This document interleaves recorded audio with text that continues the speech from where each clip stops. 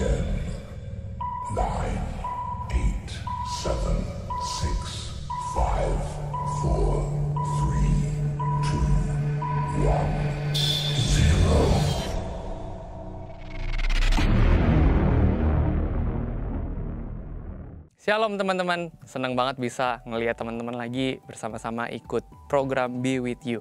Teman-teman, sebentar kita akan mulai Be With You, tapi sebelum itu ada hal penting nih yang gue mau bagikan ke kita.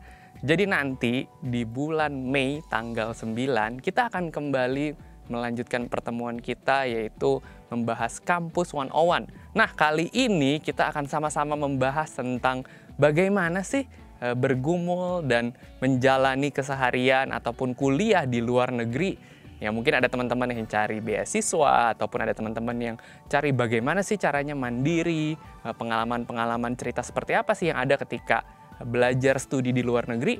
Yuk mari kita sama-sama ikut di tanggal 9 nanti. Jangan lupa 9 Mei pukul 3 sore. Dan teman-teman jangan lupa daftar ya. Nanti akan ada poster berikut ini biar kiranya teman-teman boleh perhatikan dan mendaftar lewat link yang sudah disediakan.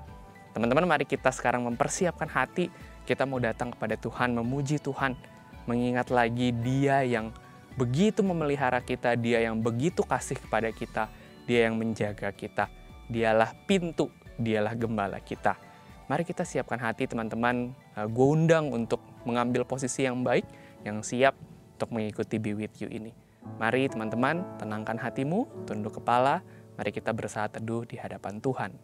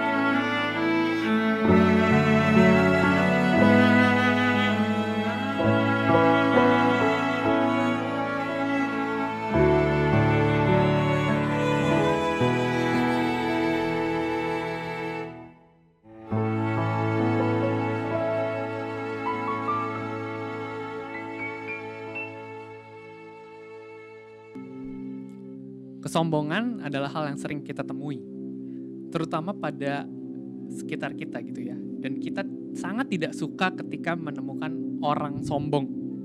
Ketika kita menemukan kesombongan pada diri orang lain. Antena kita tuh cepet mendeteksi kesombongan mereka. Dalam hati kita ngomong, belagu bener nih makhluk satu. Tetapi bukankah kita juga salah satu pelaku sombong itu? Itu sebabnya dikatakan gak ada tuh perkumpulan orang sombong. Kita hidup untuk membuktikan diri kita di rumah, di sosial media, dan bahkan di tempat beribadah. Teman-teman, hanya dengan kembali memandang kepada salib, kita dapat tersadar kalau kita itu angkuh, kalau kita itu rapuh. Kita tidak lebih benar dibandingkan orang lain, juga tidak lebih baik dibandingkan orang lain.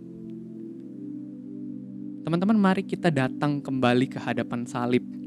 Salib Tuhan Yesus itu yang jadi tempat perlindungan kita. Di sanalah kita mengakui segala kerapuhan kita, kelemahan kita yang berusaha kita tutupi dengan kesombongan kita. Mari kita pujikan the cross. Kita minta Tuhan menyembunyikan kita sekali lagi di balik salibnya yang kudus.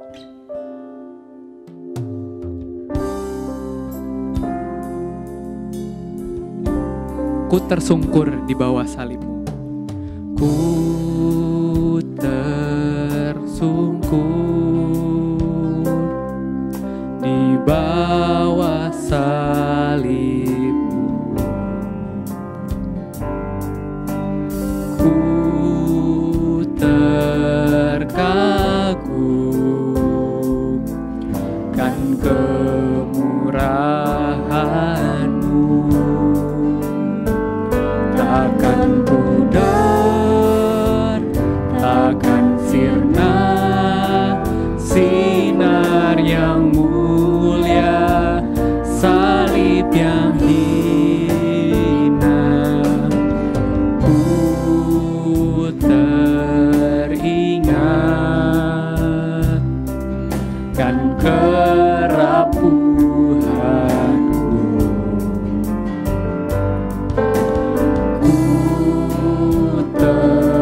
Tersadar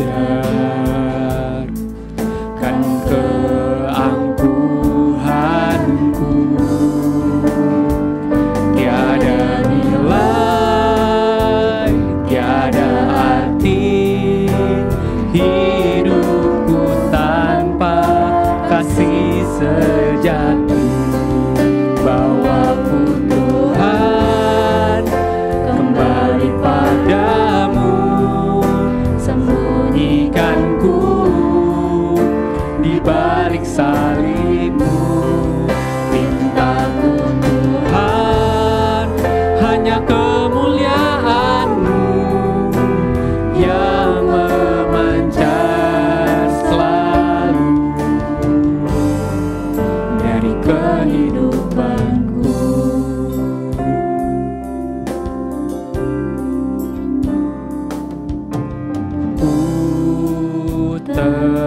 Tersungkur di bawah salibmu.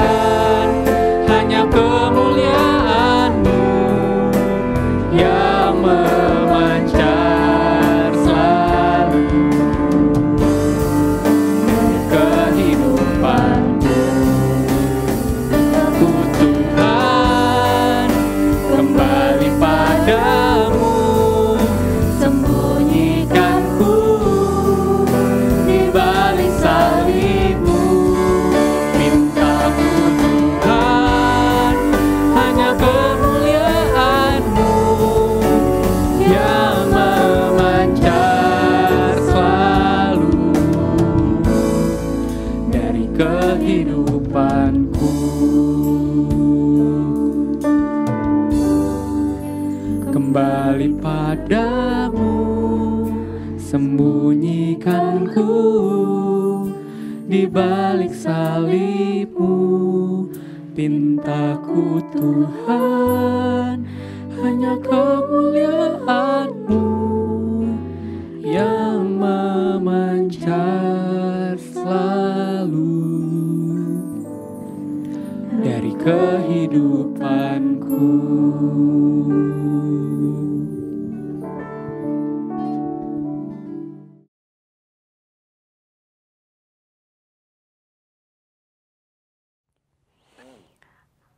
Tuhan, kami mengucap syukur kalau hari ini kami kembali boleh diingatkan akan kebenaran firman-Mu. Firman Tuhan menunjukkan bahwa kami adalah anak-anak yang dikasihi oleh Tuhan. Sehingga Engkau terus bersabda kepada kami, berbicara kepada kami, dan selalu rindu bersama dengan kami. Tuhan tolong biar bukan hanya Tuhan yang rindu untuk bersama dengan kami, tetapi kami pun punya kerinduan untuk hidup selalu bersekutu dengan Tuhan dan menjadi berkat bagi sesama kami. Terima kasih Tuhan untuk semua kebaikan-Mu. Di dalam nama Tuhan Yesus kami bersyukur dan berdoa. Amin. Teman-teman, ketika hari ini kita akan berbicara tentang 7 dosa yang mematikan. Teman-teman, di dalam rangkaian 2 bulan ini kita akan berbicara, kita akan sama-sama berdiskusi, kita akan sama-sama menggumulkan tema-tema yang menjadi dosa-dosa di masa lampau tapi masih up to date sampai sekarang. Dosa-dosa yang bukan hanya dosa-dosa orang dewasa tetapi juga menjadi bagian dalam kehidupan kita anak-anak muda. Guys, ketika berbicara 7 dosa yang mematikan, maka satu dosa atau dosa pertama yang disebutkan adalah pride atau kesombongan. Teman-teman, menarik ketika gue baca satu buku itu bilang seperti ini. Kesombongan adalah dosa semua orang. Perhatikan teman-teman, kesombongan adalah dosa semua orang di jagat raya ini. It means aku dan kamu, gue dan lo sama-sama punya dosa ini gitu ya. Cuman bentuknya aja yang berbeda-beda. Teman-teman, ada 6 bentuk gitu ya yang dijabarkan di dalam buku itu. Ada 6 bentuk yang menjadi dosa yang tergabung atau tercakup di dalam dosa kesombongan ini. Yang pertama adalah dosa membanggakan diri. Ketika keberhasilan datang, ketika kesuksesan itu ada, maka kita menjadi pribadi yang bangga dengan kesuksesan itu. Oke ya, yang pertama bentuknya adalah pembanggaan diri atau kebanggaan diri.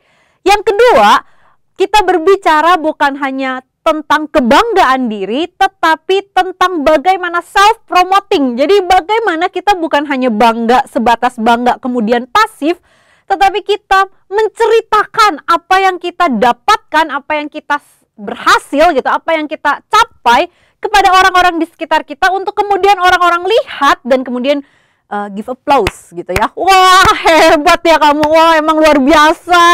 Wah, memang kamu itu the best gitu ya. The best kids gitu ya, atau the best youth gitu ya. Nah, kurang lebih kayak begitu teman-teman ya. Ini berbicara tentang bagaimana pihak-pihak lain memberikan kredit kepada kita atau pujian kepada kita. Bukan hanya tentang self-promoting, tetapi yang ketiga, ini yang parah teman-teman. Yang ketiga itu berbicara tentang pembenaran diri. Nah, ini berbicara tentang begini. Ketika kamu melihat diri kamu oke, ketika kamu melihat diri kamu baik, ketika kamu melihat diri kamu sukses, maka kamu tidak lagi punya belas kasihan kepada orang-orang di sekitar kamu. Itu kepada orang-orang yang mungkin tidak seberuntung kamu. Kita menjadi pribadi yang judging gitu ya, atau kita menjadi pribadi yang menghakimi orang lain. Kita menjadi pribadi yang bilang, wah, kamu ini ya, wah karena kamu melakukan ini, maka kamu tidak berhasil hidupnya. Nah, ini 3 bentuk yang meninggikan diri gitu ya. Pembenaran diri atau mempromosikan diri. Kemudian yang ketiga adalah yaitu membenarkan diri ya, membanggakan diri. Kemudian self-promoting atau mempromosikan diri. Kemudian yang ketiga berbicara tentang pembenaran diri gitu ya. Nah, tapi ada bentuk yang negatif juga atau bentuk yang kalau tadi kan melihat kita itu seperti seorang, atau kalau mau dianggap sebagai seekor kodok yang terus menggembungkan dirinya gitu ya, sampai dia tidak tahu batasnya kemudian dia meledak gitu ya. Nah, tetapi ada bentuk yang lain teman-teman, bentuk yang negatif. Bentuk negatif itu berbicara tentang orang yang Bukan rendah hati ya, tapi rendah diri teman-teman. Rendah diri, menyalahkan diri, bahkan menghukum diri. Kenapa ini bisa menjadi bentuk kesombongan juga? Teman-teman jangan pernah lupa, kita sebagai manusia itu sangat menyukai apa yang namanya menjadi center. Kita sebagai manusia itu selalu atau kepengen menjadi center. Bahkan ketika kita menganggap, kemungkinan besar ya, ketika kita menganggap diri kita, aduh aku ini nggak mampu, aduh memang aku ini, aduh my bad gitu ya, kesalahanku, aduh aku memang ini perlu dihukum nih, kayak begitu-begitu. Teman-teman jangan-jangan itu kita sebenarnya lagi menarik perhatian orang-orang di sekitar kita untuk kemudian berkata pada diri kita, enggak lah, kamu itu nggak sampai sejelek itu kok, kamu itu sebenarnya, wah kamu itu hebat lah sebenarnya, oh kamu itu, kamu lihat dong sebenarnya kamu tuh, oh lihat tuh kesalahan kamu tuh cuman kecil tapi kamu tuh bisa melakukan ini dan itu. Nah teman-teman, itu pun sebenarnya termasuk dalam bentuk kesombongan, cuman lebih negatif aja gitu ya. Nah teman-teman, lalu apa sih yang firman Tuhan katakan gitu ya? Apa sih yang sebenarnya Tuhan ingin katakan tentang, kalau mau kita bilang gitu ya, selama 8 minggu ke depan itu kita berbicara tentang the danger of our sin gitu ya. Masalah dari dosa-dosa kita. Kalau mau dibilang bahaya dari dosa-dosa, secara khusus 7 dosa yang mematikan itu. Kemudian apa sih yang menjadi bahaya itu? Teman-teman, ketika berbicara tentang dosa, maka ada satu hal yang harus kita sadari. Dosa menjauhkan kita daripada Tuhan. Tetapi teman-teman jangan lupa, ketika berbicara tentang kesombongan, maka itu bukan menjauhkan diri kita dari Tuhan, tetapi berusaha membuat diri kita lebih tinggi daripada Tuhan. Perhatikan, dan ini adalah inti dari semua dosa. Teman-teman pernah nggak teman-teman pikir apa yang membuat Adam dan Hawa jatuh ke dalam dosa? Teman-teman, sebenarnya Adam dan Hawa itu pengen apa? Menjadi sama seperti Allah. Ingin meninggikan diri lebih tinggi daripada Allah. Minimal sama kayak Allah. Dimana kalau misalnya sama seperti Allah, nggak mungkin dong orang Allah cuma ada satu gitu ya. Nah teman-teman, ketika berbicara hal itu kita ingat lagi Menara Babel teman-teman. Ketika berbicara tentang Menara Babel, tentang bagaimana orang-orang mencari nama, memuliakan diri. It means dosa kesombongan itu bukan berbicara menjauhkan diri kita daripada Allah, tetapi berusaha merendahkan Allah, membuat Allah tidak di posisi Allah, kemudian kita yang menjadi Allah. Kita mau mengatur semuanya. Wah, ini sih bahaya teman-teman. Kenapa? Karena jangan pernah lupa, manusia adalah manusia yang terbatas. Manusia tidak pernah bisa menentukan masa depan. Jangan bilang menentukan, mengetahui masa depan aja kita nggak pernah bisa tahu teman-teman. Oleh karena itu teman-teman, firman Tuhan berkata seperti ini. 1 Petrus 5 ayat 5-7. Firman Tuhan berkata seperti ini. Allah menentang orang yang congkak, tetapi mengasihani orang yang rendah hati. Karena itu rendahkanlah dirimu di bawah tangan Tuhan yang kuat, supaya kamu ditinggikannya pada waktunya. Serahkanlah segala kekhawatiranmu kepadanya, sebab Ia yang memelihara kamu. Teman-teman, ketika kita tahu bahaya, the danger of my pride, kesombongan kita, maka jangan pernah lupa teman-teman, Tuhan memberikan sebuah kata kunci untuk kita melawan kesombongan itu. Apa? Kerendahan hati. Bagaimana caranya? Teman-teman, kalau kesombongan itu berbicara tentang aku yang mengetahui, aku yang mengatur, aku yang menjadi pusat, maka berbicara tentang kerendahan hati, maka berbicara tentang bagaimana kita menyerahkan seluruh hidup kita kepada Tuhan. Menyerahkan seluruh pergumulan kita. Kalau mau dibilang kekhawatiran kita, teman-teman. Menarik bukan? Dia berbicara tentang menyerahkan apa yang menjadi kegalauan isi hati kita, ketidaktahuan kita, menyerahkan tentang aku ini manusia yang terbatas dan mengakui bahwa Tuhanlah yang berdaulat, Tuhanlah yang menentukan hidupku.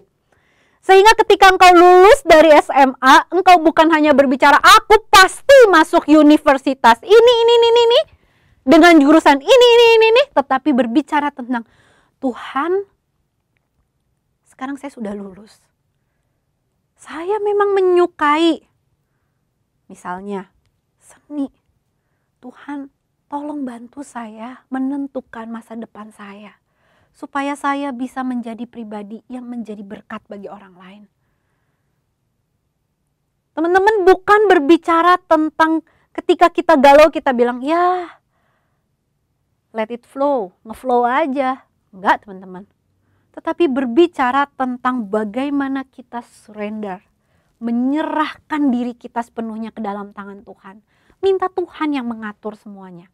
Sehingga ketika kesombongan menjadi senternya adalah diri kita, maka kerendahan hati senternya adalah pribadi Tuhan. Ketika kesombongan yang menjadi senter adalah diri kita yang mau tahu dan pengen ngatur, maka waktu kita berbicara kerendahan hati, kita berbicara tentang pribadi Tuhan yang maha tahu dan mampu mengatur semuanya. Teman-teman, hal inilah yang terjadi gitu ya. Kalau kita sama-sama lihat bagaimana kita menyerahkan kekhawatiran kita kepada Tuhan. Ada satu bagian Alkitab yang mencatat dengan sangat jelas tentang bagaimana kita seharusnya menyerahkan kekhawatiran itu kepada Tuhan. Di dalam 2 Tawarik 20 ayat 12, di sana dicatat tentang seorang raja yang diserang oleh berbagai pihak, yang dikatakan dia diserang pada saat yang bersamaan oleh Bani Amon, Bani Moab, dan sepasukan Meunim gitu ya. Mereka diserang, kemudian raja ini di dalam 2 Tawarik pasal 20 ayat 12, dia mengatakan kegalauan hatinya kepada Tuhan dengan mengatakan seperti ini, kami nggak tahu apa yang harus kami lakukan, tetapi mata kami tertuju kepada Tuhan. Teman-teman, ini menarik sekali gitu ya. Ketika ada berbagai masalah, ketika ada pergumulan, ada kegalauan, ketidakmengertian dalam hidup kita, bisa nggak kita berkata begini? Kita berlutut di hadapan Tuhan dan kita bilang gini, Tuhan, you are my everything, I am nothing. Aku nggak tahu apa yang harus aku lakukan. Bahkan dengan apa yang kau percayakan padaku, aku nggak tahu ini mesti gimana. Tapi aku mau mengarahkan mataku kepada Tuhan. Dan biarlah tangan Tuhan yang turun, campur tangan di dalam kehidupanku, menentukan, memimpin, membimbing, memberikan hikmat sehingga waktu aku mengambil keputusan. Keputusan itu adalah keputusan yang terbaik sesuai dengan kehendak Tuhan. C.S. Lewis mengatakan seperti ini teman-teman. Humility is not thinking less of ourselves. Perhatikan, humility is not thinking less of ourselves, but thinking of ourselves less. Kerendahan hati bukan berbicara atau melihat diri kita sebagai pribadi yang kurang ini, kurang itu gitu ya. Kalau mau dibilang menganggap merendahkan diri kita sendiri gitu ya.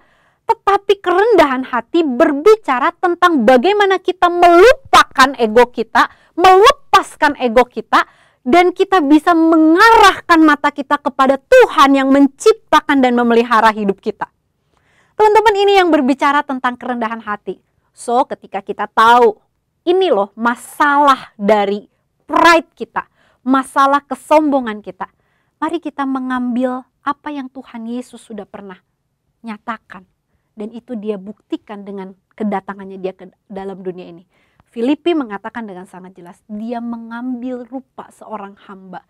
Dan dia mati di kayu salib. Dia mengosongkan dirinya. Dia tidak memikirkan dirinya. Teman-teman, kalau Tuhan mau dia bisa turun dari salib. Tapi kembali lagi, bagian ini mengingatkan kita. Justru Tuhan menyerahkan dirinya supaya kehendak Bapa digenapi. Dia tidak memikirkan egonya gitu ya, kalau mau dibilang tidak memikirkan dirinya, tetapi dia melihat rencana Allah yang jelas nyata di dalam kehidupannya. Teman-teman, ini gak gampang. Tetapi mari kita lihat, kalau Kristus sudah datang, Kristus sudah mengalahkan yang namanya semua dosa termasuk dosa kesombongan itu. Maka dia juga mengajak kita, memimpin kita, untuk kita sama-sama berperang melawan ego kita, kesombongan diri kita. Biarlah di dalam kehidupan kita nama Tuhan yang dimuliakan.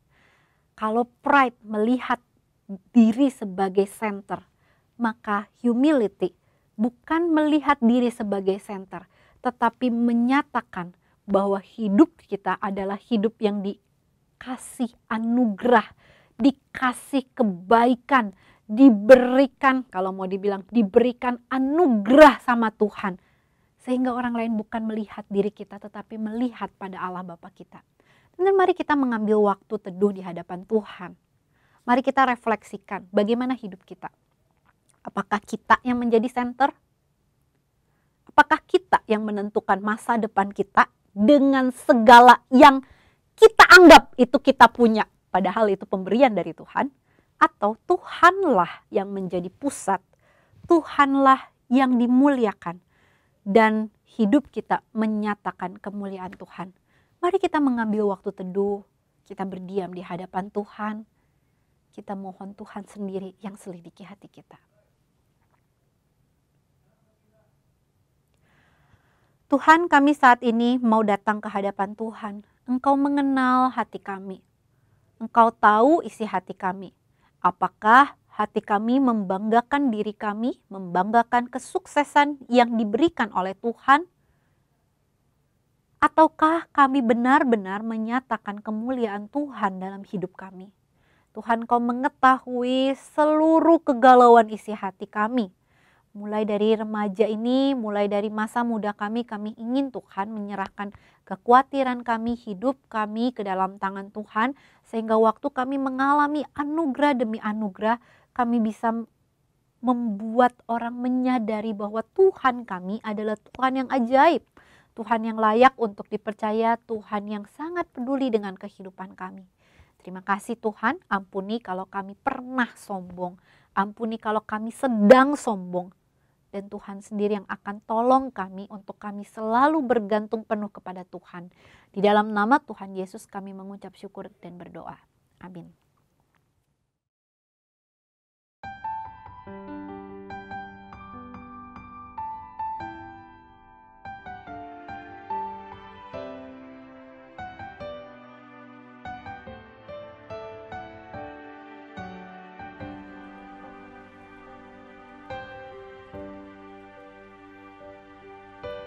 Hidupku Kau genggam dalam tanganmu.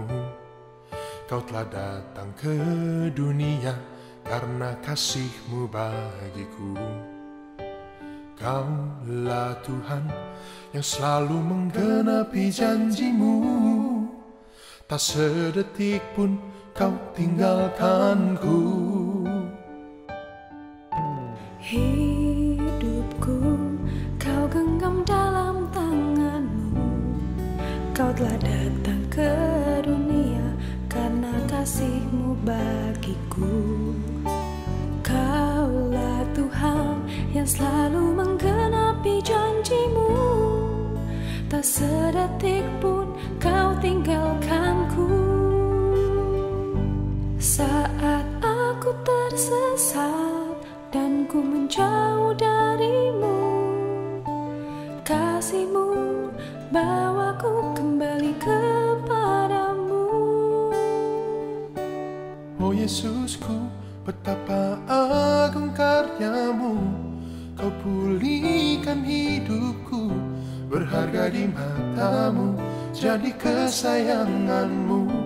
Sekalipun badai hidup menerpa, ku tak takut sebab Engkau berjalan bersamaku. Engkaulah Immanuel. Kuatku berharap, imanku percaya, Engkaulah Yesus, Juru Selamatku.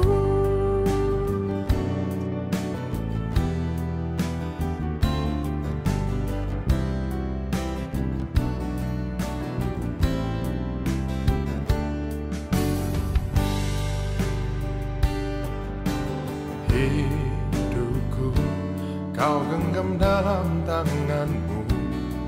Kau telah datang ke dunia karena kasih-Mu bagiku. Kaulah Tuhan yang selalu menggenapi janji-Mu. Tak